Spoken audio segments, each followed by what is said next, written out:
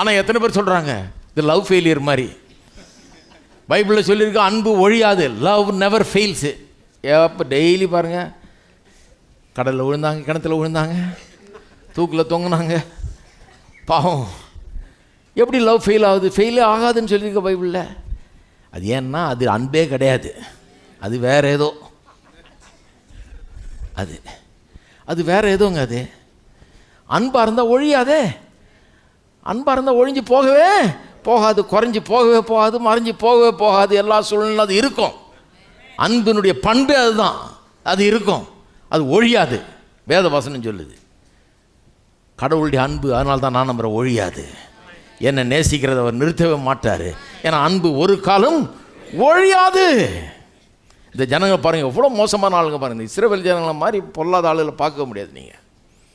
நீங்கள் நினைக்கிறீங்க என்ன மாதிரி ஆளுங்க பாருங்கள், அவ்வளோ கீழ்ப்படியாத ஆளுங்க. அன்பு கூறுறாரு பாருங்கள் அவங்கள. ஒரு இடத்துல சொல்கிறாரு, அவனை கண்டித்து பேசினதுலேருந்து அவன் நினைப்பாவே நான் இருக்கிறேன்றார். வாசிக்கிறதுக்கு எனக்கு நேரம் இல்லை, நீங்கள் அதை போய் வாசித்து பாருங்கள். அவனை கண்டித்தேன், அவனை திட்டினேன், ஆனால் அப்போலேருந்து அவன் நினைப்பாவே இருக்கிறேன். ஒரு தகப்பனுடைய உள்ளம் கத்தருக்கு ஒழியாத அன்பு.